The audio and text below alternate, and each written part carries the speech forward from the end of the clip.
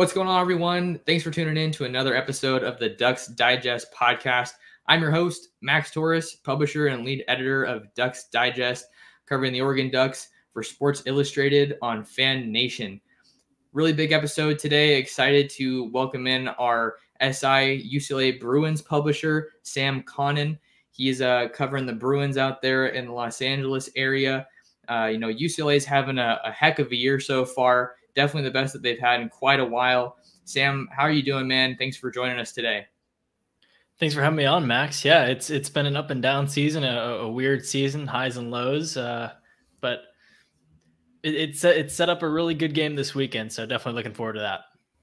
I can't wait to get back out there to LA. I was just there last week, but following the team is always a fun time, and we're going to talk in this video kind of about what's at stake.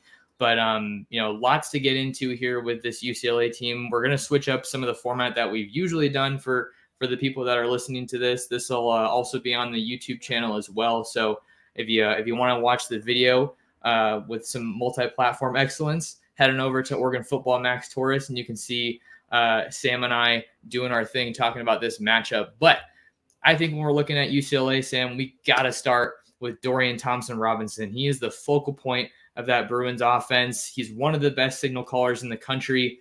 Just kind of tell me, what do you think the Bruins have in DTR, and what does he bring to the table? Yeah, I think when it comes to Dorian, he's such a dynamic playmaker, and he's got obviously really good speed on the ground. He's agile. He's just an overall good runner. But when it comes to his arm, he's got a lot of throw power and pretty good accuracy. But just overall, physically, he's there. He's definitely there. There had been some questions the past few years with decision-making, but this year, only 2 interceptions through 7 games. So he's definitely fixed that. Whatever the issues were there, whether it was mechanical or just mentally, he's fixed that. The thing about Dorian, though, is that through the first couple games, he couldn't really put together a complete game. He would be just kind of shaky coming out of the gates in the first half. Happened against Hawaii, happened against Arizona for sure, and Stanford a little bit to an extent, where he would kind of come out of the gates slow, and then the second half just go all out and rack up the stats and put the game away, which was good. But I think what you really saw this past week against Washington was a complete game from him. He was 21 of 26, 183 yards, 1 passing touchdown, 2 rushing touchdowns, 87 rushing yards, didn't take a sack. His first half, his second half, just start to finish, he was really good. That's the kind of guy that UCLA needs, someone who can get into a rhythm, who they're not like forcing to make a crazy comeback and 6 crazy throws in a row. They need Dorian to get into a rhythm, to hit a bunch of short passes, use the play action. And I think that's how Dorian will succeed, how the UCLA offense will succeed, because as good as that running game is, it can only take them so far in some of these bigger games. So you're going to need DTR to play up to his ceiling pretty much for both halves. I think we see some similarities there as far as, playing a full 4 quarters and being consistent, right? Because that's something when you're looking at the Oregon team, they really haven't done that since the Ohio State game in week 2 in Columbus. And I think that we see, obviously, what benefits kind of come from that.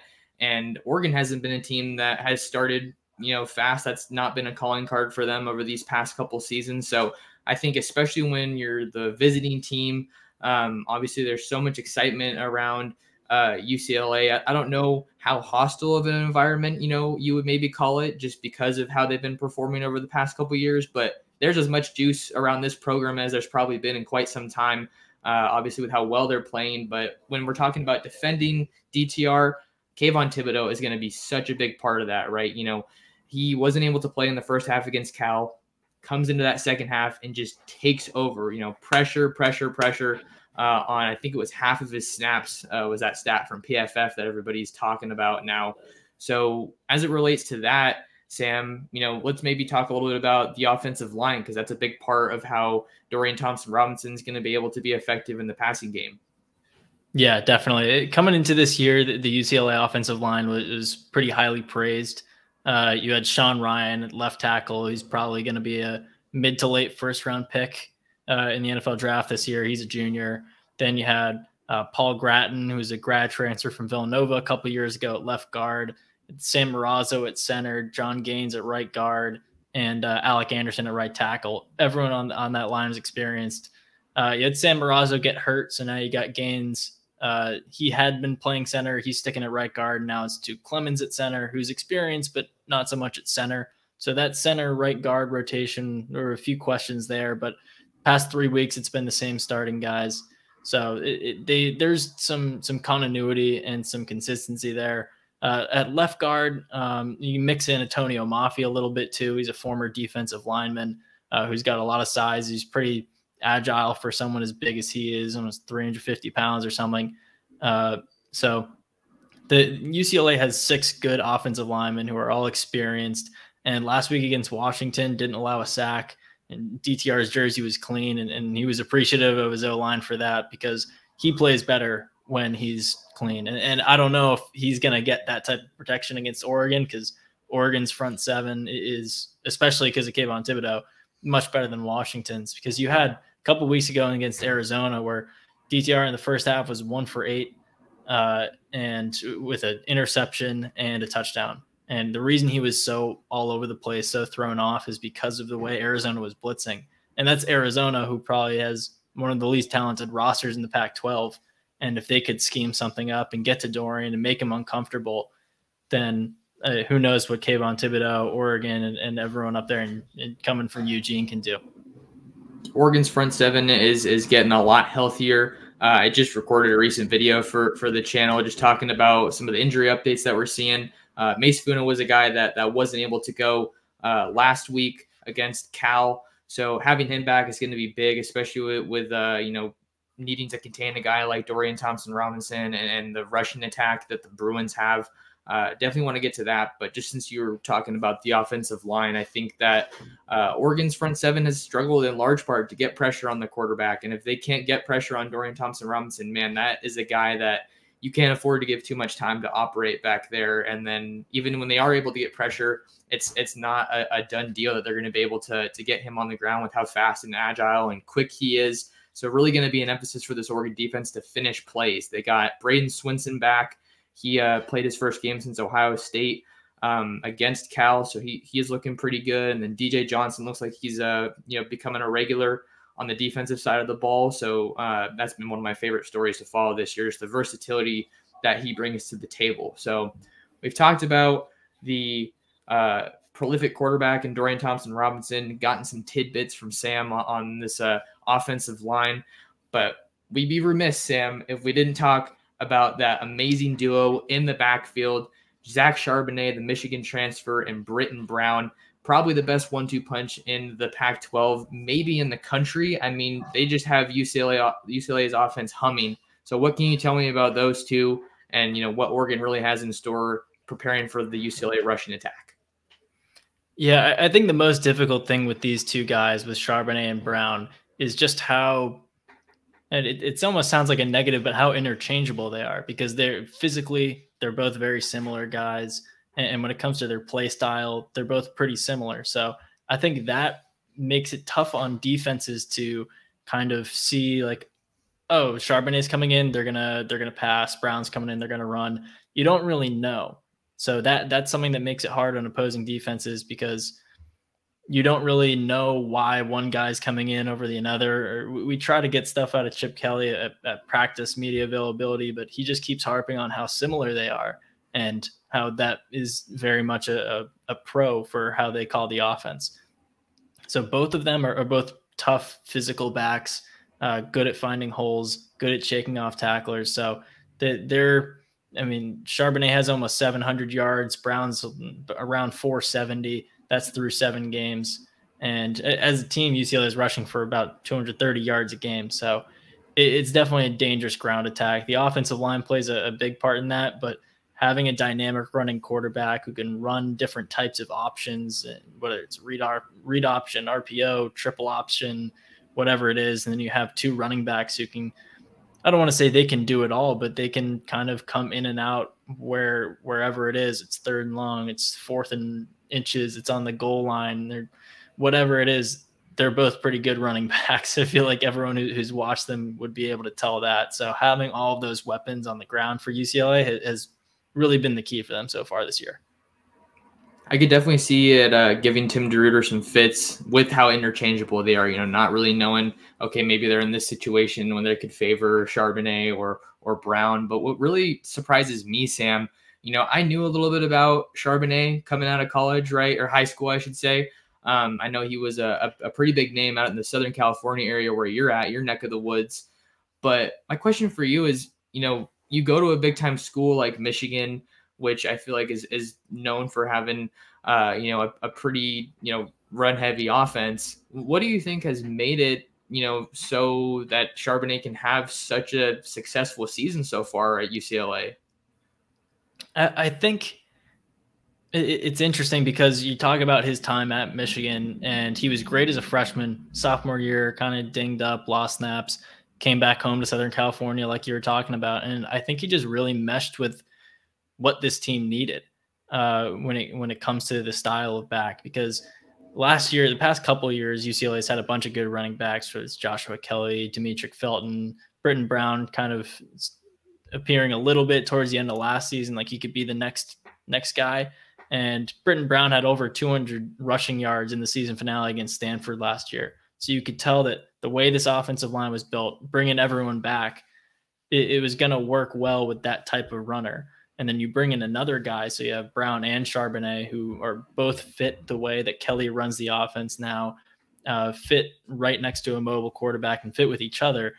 I think that really set up Charbonnet to kind of take that leap, and he has. I mean, maybe he hasn't been as efficient as he was against Hawaii and LSU to start the year when he was averaging 13 yards a carry. But I mean, that's insane.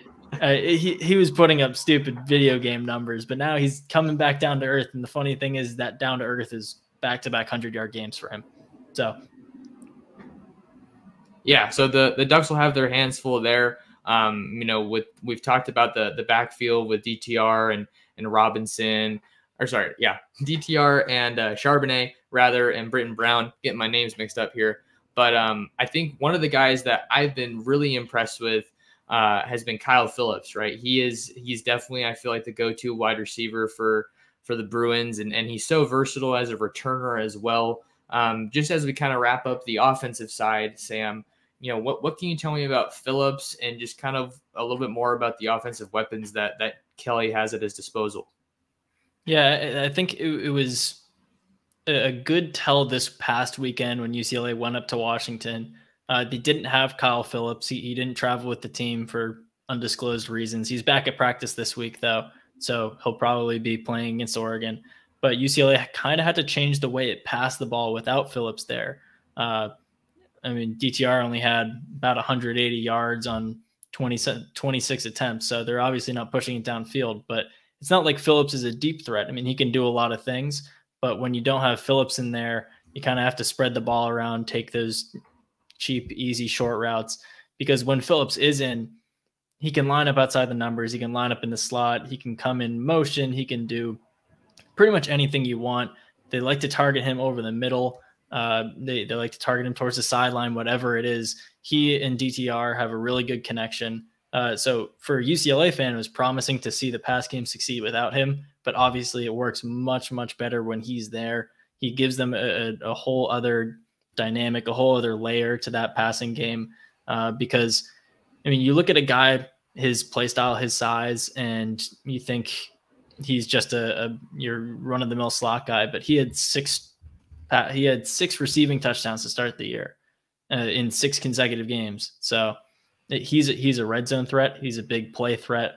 He can get those third and mediums, and he can really do it all. And UCLA will definitely need him against a more talented Oregon defense than the Washington one they beat this past weekend without him.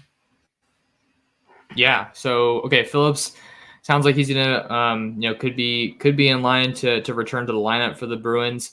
Bruins have a lot of talent at tight end as well with Greg. Is it Dulcich? Is that how you say it? Yeah.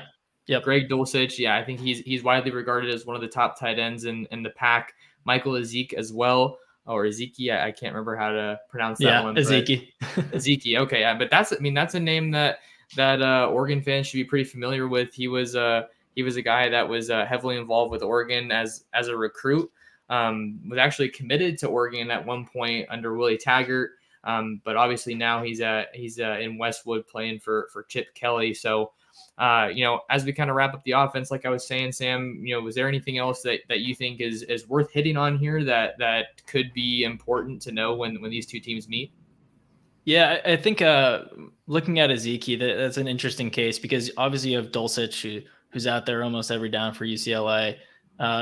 Maybe like last week against Washington, he doesn't get a lot of targets, but then he came through and had a pitch, pass, catch, and a touchdown that won the game for UCLA. So he'll be important. But then you look at Ezekiel, and he didn't play too much earlier in the year because they had Mike Martinez as their second tight end who would play. They'd run a lot of 12 personnel with 2 tight ends out there, and Martinez would be that guy who would be kind of a 6th offensive lineman. But once he went out with an injury against Fresno State, they've kind of had to roll Ezekiel out there a little more, who's not as good of a blocker as Martinez. So they've been running routes a little bit more with that second tight end.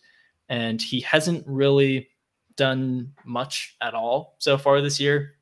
He has, off the top of my head, I think just 2 targets, dropped both of them, and he has a holding. So not good. But you think the fact that they keep throwing him in there when they have a bunch of pretty good veteran, solid, fundamentally sound guys below him on the depth chart, you think that one of these days he's going to break out, whether it's with a 25-yard catch or some weird red zone play where he slips out and gets a touchdown. So I'd say definitely keep an eye on him, like you were saying, because it's bound to happen at some point with Ezekiel. You mentioned 12 personnel and you having 2 tight ends on the field at the same time. We saw a ton of that in the Fiesta Bowl last year when Oregon played Iowa State, and they just got shredded with 2 tight ends. So they haven't really been able to corral a 2 tight end set. It's not really been a strength for them, but with how many guys they have coming back, I think that'll really help them. Jeff Bossa, the converted safety, got his first start at linebacker for the Ducks last week. So, we'll see if maybe they try to run the ball a little bit more, given that Bossa, like I said, came in as a DB and as a bit undersized. I mean, he looked like a linebacker. He had that kind of body type when he came to enroll at Oregon, but we'll see if how he kind of meshes here, and the Ducks still trying to figure things out from a defensive standpoint along the linebacker core. But, they have Noah Sewell. He's a guy that you have to talk about when you're talking about the Oregon defense, named the Pac-12 Freshman of the Week last week. He's just a machine. He gets it done. And I feel like he's just getting better every week. He's having big games every week. So I think that, when you're talking about the 12 personnel, that's something that Oregon fans should definitely keep an eye on, because if DTR just distributes to the tight ends and then pounds the rock with Brown and Charbonnet, that could make for a long day for this Oregon defense. But also, one last thing to talk about with the Oregon defense, they haven't forced a turnover in 2 games, I believe. Bennett Williams, a star safety, out for the year, so you can figure that kind of plays into it a little bit. But Jamal Hill's kind of getting more comfortable back in things here, playing that star position for Tim DeRuyter's defense. But I think that's kind of everything I wanted to talk about as far as the UCLA offense goes, and I think we had a lot of good stuff on the Oregon defense. How are the Ducks going to prepare to slow down one of the best offenses in the Pac-12? So let's switch gears here, Sam. What do you say? Let's talk about the UCLA defense. I have some points here I want to talk about as far as it relates to Oregon. Some guys there, some of the storylines that we have our eye on with Joe Moorhead returning to coach with the team last week. But I think when we're looking at the UCLA defense, at least what stands out the most to me, it's got to be that run defense, right? One of the top run defense in the Pac-12. Looking at the stats here, 91 yards a game, so super stingy up front. Let's start there. What can you tell me about how this team's been able to slow down the run so well? Yeah, so I think the interesting thing here is a lot of people who watch UCLA or maybe watch that Arizona State game, which was big, or that Fresno State game with the crazy 4th quarter there by Fresno State. That UCLA's pass defense isn't very good. So when you see those run defense numbers, you probably just assume like, oh, it's just because teams don't run against them because they know they can pass. So whatever. But then you look a little deeper into the stats. They're also number 1 in the Pac-12 in yards per attempt allowed at 3.2. So guys really aren't breaking up big plays on the ground on them. And then you just go to the nation as a whole. They're 9th in the country in rushing yards allowed per game. And then it only drops to 15 when you go yards per carry. So they're efficient in the run defense. And just because of the way their games have played out, it's looked pretty good in the gross numbers too. I think a lot of that has to do with the veteran defensive line up front. Odoa Isibor, Tito Bonya, Ty Manoa, Daytona Jackson, all kind of interior / defensive end kind of guys. And then I would say a big part has been moving Bo Calvert from inside linebacker down into the Raider, the Bruin spot in the 4-2-5 defense. He was always a good veteran player at inside linebacker, but you could tell there wasn't really a fit with the position there. You move him to the outside linebacker kind of role, and he's played really well in both pass rush and the run defense. I think he and Carl Jones, who play that position, have been a really big part. And you got Quantrez Knight and Martell Irby, the two guys playing striker, the nickel position for them, who have also been really good. I think that's just really helped them suffocate the opposing teams behind the line of scrimmage and just turn into a really good run defense for the second year in a row. Last year's run defense was pretty good. This year's is looking even better. Got some names to keep an eye on there. Talking with Sam Connon, UCLA publisher for Sports Illustrated, SIL Bruins. If you're just joining us, with this defensive line, it looks like, having that strength in the interior is going to be something to watch because Oregon is rooted in the rushing attack. Travis Dye had a great game. I feel like, maybe people were a little skeptical. Is he going to be able to run it in between the tackles and be that physical guy like Verdell was? And, they're different players, right? You can't expect Dye to do everything that Verdell did, but Dye is special in his own right, since we're talking about the Oregon offense and how they're going to combat that run defense that UCLA has. I think I'm gonna be interested to see how the running back rotation shakes out. We saw Byron Cardwell get some carries against Cal, but they have a ton of talented backs with Trey Benson as well. He's going to be in the rotation. Cristobal said that he's healthy. He's good to go this week as it pertains to his status and being available. And then you also have Seven McGee, who just seems like a big play waiting to happen. Reminds me a little bit more of Travis Dye. Just super explosive and kind of a quick twitch guy that I think that the offense should get a little bit more involved here. But it's an interesting situation with the running backs because you never want anyone to get hurt. The staff's definitely and the team's definitely going to miss CJ this year. But if you flip the other side of the coin, these unfortunate circumstances give Oregon the opportunity to see what they have in a lot of these really young running backs. So UCLA has Charbonnet and Britton Brown, but the Ducks have some talented running backs that they can, trot out there. And you're going to have to give them some carries at some point. You don't want them to go into next year, just super, super green and not knowing what's going on. So I think that'll be something to watch for in this one, how that shakes out. We still don't really know what the rotation's going to look like because, to be honest, we didn't see much of a rotation against Cal. Travis Dye was the offense for Oregon. Anthony Brown had some touchdowns as well, but obviously it's running through Dye. So we hear about the defensive line, Sam, but maybe we can kind of walk through the levels here. What else are we looking at with this UCLA defense? I know that UCLA is known for having pretty strong linebacker play. But maybe this is a time for Oregon to, open things up through the passing game since they're looking pretty vulnerable there.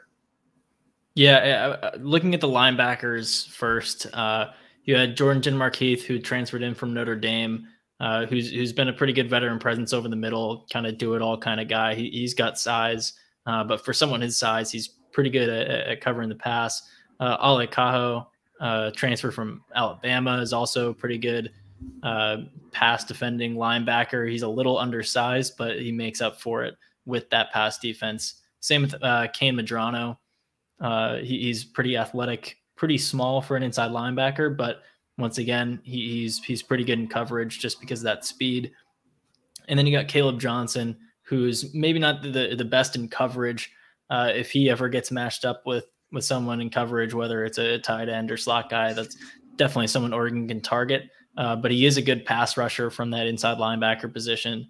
He's a veteran. He transferred in from the junior college route. So UCLA has a lot of veteran guys, maybe not veteran guys in this system, but they've built through the transfer portal, and that linebacker position is really an example of how, because you have Medrano, who came here initially, and you have John Vaughns, who's a dual sport guy. Also, he's a center fielder for the baseball team. But all the other contributors in that linebacking core really are transfers.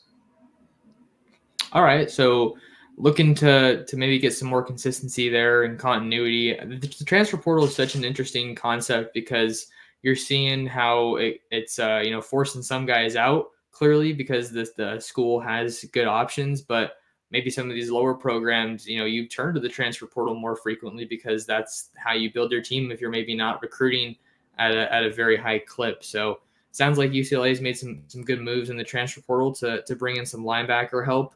And obviously that's a level that you want to experience at all levels, but I feel like you usually have, one of the captains on your defense in the linebacker core. So getting a little bit better of a sense of what UCLA has there.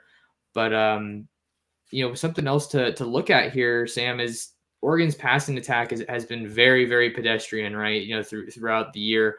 I think a lot of people expected so much more from the passing offense just because the Ducks have so much talent at the skill positions. You have your pick of big names, right? You have Troy Franklin coming in, Dante Thornton. Both of those guys were SI 99 recruits out of the 21 class. And then people were clamoring for Ty Thompson to be quarterback. Boos that were heard in Autzen Stadium after the last game. Ryan Walk saying that those motivated the team.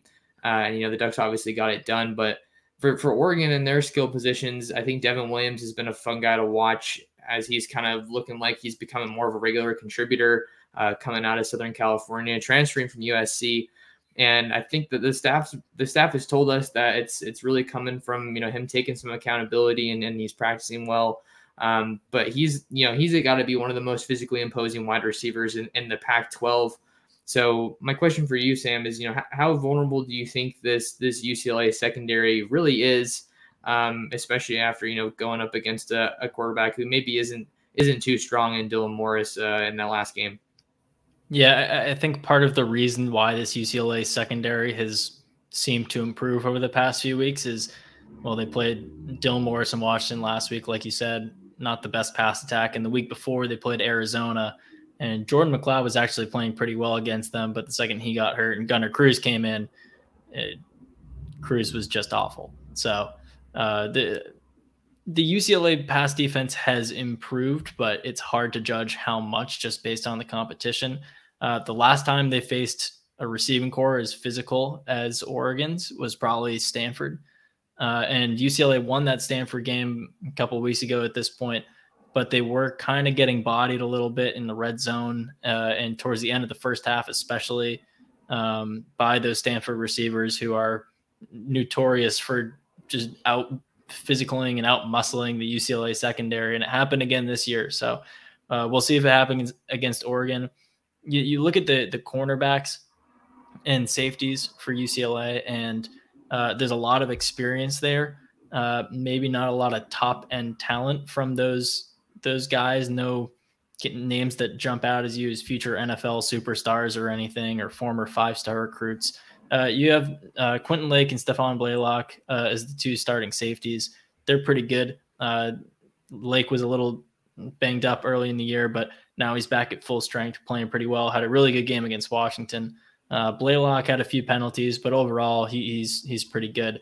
And then you look at the corners. You have Cam Johnson, who he transferred in from North Texas. He's been pretty good.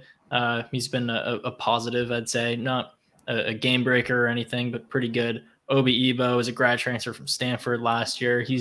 Was kind of bad last year. He's gotten much better this year. Still not an all Pac-12 level player, but a good player who gives you what you expect from a 60-year guy at this point. And then Jay Shaw is pretty good as well. He's a senior. He's been here the whole time for UCLA. All those guys are pretty good. They have the veteran presence not to mess up and make horrible mistakes and bad tackles and missed coverages and stuff like that. But then Devin Kirkwood, the freshman, he had the game-sealing interception against Washington. He's really the only guy who you could match up with a physical Oregon wide receiver because he's long. He's got the long arms, about 6'2", 6'3". So he's got really good size for a corner with the wingspan, with the athleticism. So even though he's a little more inexperienced, you might want to trust him against a guy who could kind of outmuscle some of these veterans.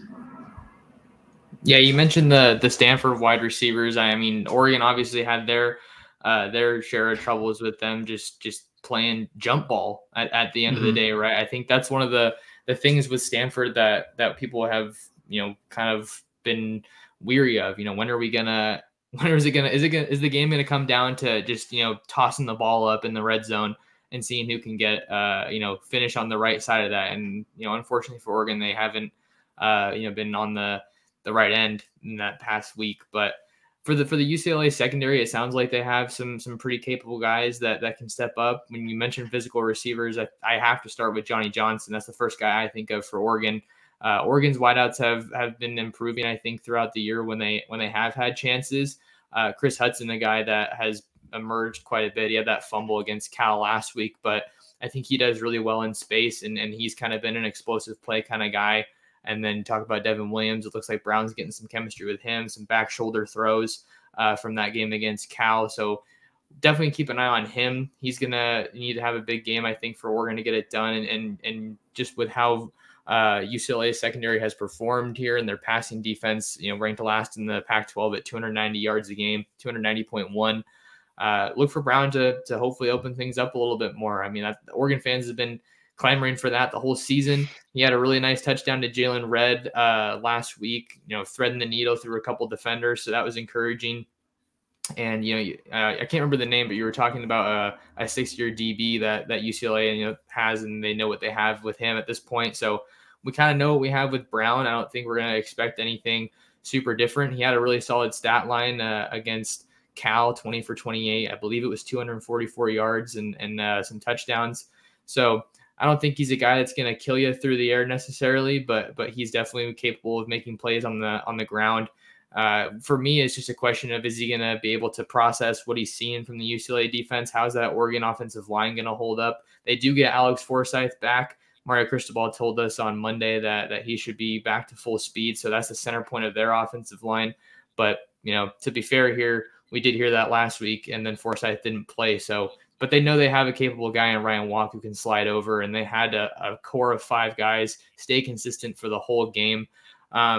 I think one thing I wanted to ask Sam, how has UCLA been doing in the pressure department? Because that's, I think, a big thing to evaluate when you're looking at an offense, and it sounds like they do have a lot of veteran guys there up front. So what do you think they bring to the table as far as pass rush? Yeah, I would say that their pass rush it's kind of like their whole defense has been very up and down.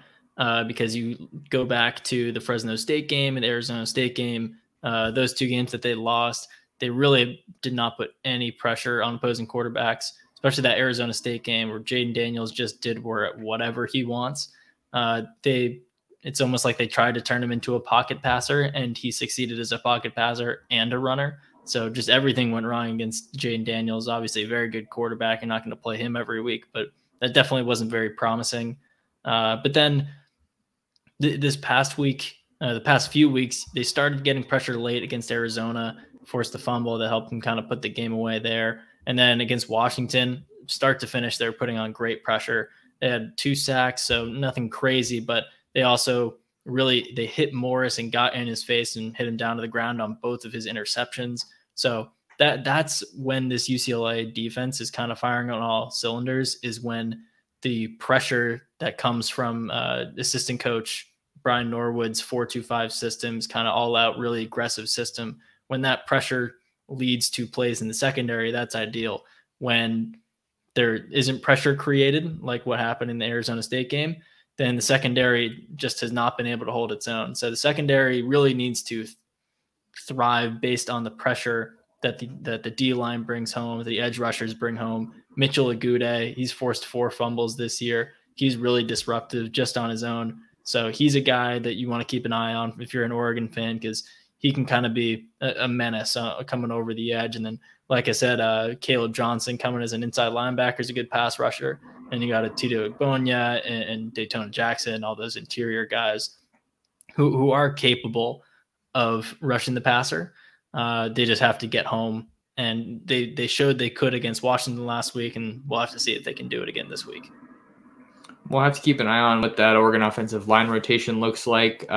Just to wrap up that part of it, we were talking to Mario yesterday on Monday, and he was saying that, part of that rotation, since we only saw that 5 for Oregon, something that we haven't seen all year until the Cal game, was the fact that Dawson Jaramillo and Jackson Powers Johnson got a little bit dinged up and weren't able to join the team until later in the week as they prepared for Cal. But in kind of a mixed bag of an answer, he also said, had something happened and we were in a situation where we needed them more or less, that they could have gone in. So it sounds like, from what we can tell, Forsyth is the only person to keep an eye on as far as availability goes.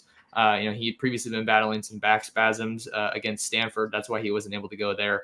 But all signs are pointing towards him being able to go here for the UCLA game. Really big return for Oregon should he eventually play. But Sam, I think what would be fun now is just talking about some broad scope stuff, right? The Pac-12 picture, what this game could mean for both teams.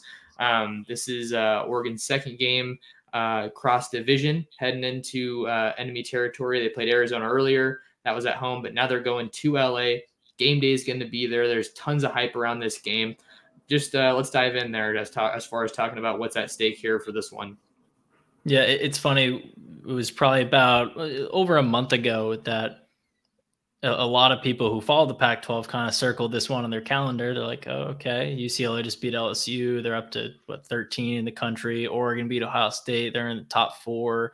So those 2 top 15 teams are going to play in October. And then you had Oregon lose to Stanford. You had UCLA lose twice, and people kind of forgot about it until this past weekend when they both won. And everyone's like, oh yeah, I guess that's going to be a really important game, because Arizona State loses their game, which kind of brings UCLA back into the picture a little bit, because they have that head-to-head with Utah coming up next week, and that'll be huge. But in order to make that one matter, that UCLA has to win this one.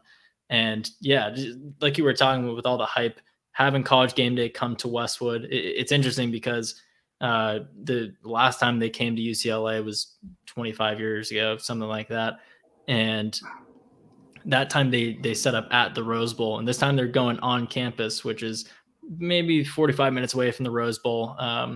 Students don't really like making that drive to the Rose Bowl, but LA traffic. Oh yeah, it's 45 minutes turns into an hour and a half, whatever it is.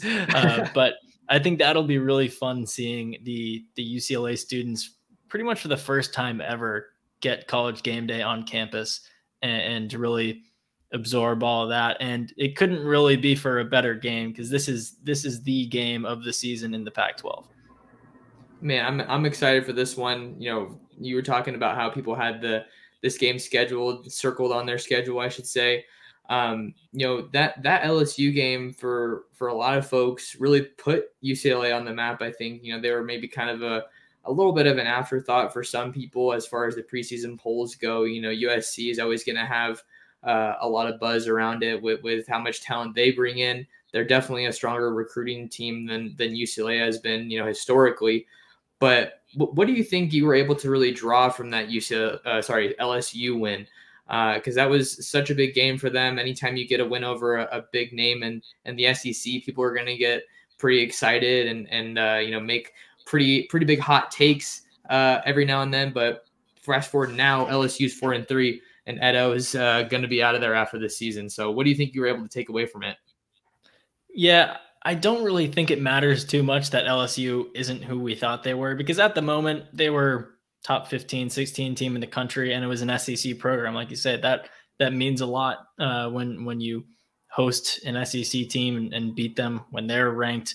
However it ends up going the rest of the season, who knows? Butterfly effect. If LSU won that game, maybe right now Edo is still in town and they're undefeated. Who knows how things could have gone? But the way things went, it was just huge for UCLA to win in that environment. It wasn't the home opener because they played weeks a year against Hawaii, but that Hawaii game, not the best crowd, I'll say. It was pretty sparse.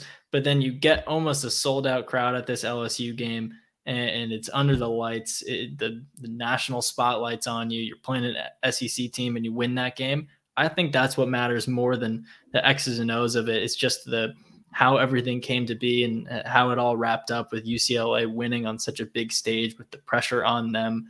And that's what they're going to have to do again this week against Oregon. So it was valuable experience, even if it wasn't the quality win that they thought it was at the time. But you can still take away a lot from it. Super big for that program to get a win like that, especially with, I feel like this was kind of a make or break year for Chip, right? I mean, with how long he's been in Westwood, people were kind of saying, okay, when are you gonna put it together? Especially with Dorian Thompson-Robinson. I mean, people must have seen that hire and been like, oh man, like we're gonna see if that Chip Kelly offense can be, super high powered and high scoring like it's been known for. So I think there's a lot of excitement in that regard. But with Oregon, they've been playing down to their opponents of late.